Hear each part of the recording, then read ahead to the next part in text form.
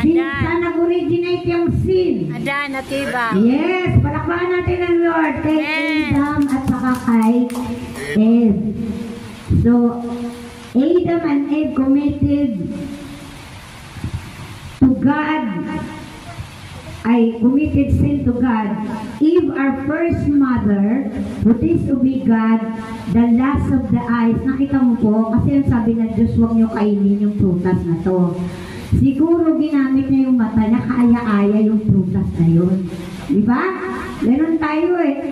Tingnan mo dyan sa mga FB, yung mga vlog nila na nakakatawa.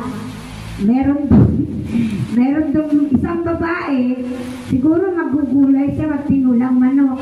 Nanguwasan ng malunggay. Siguro kukunin niya ng ilang dahon, di ba? Eh, pagpatong niya ng ganon, natanggal niya yung isang sama.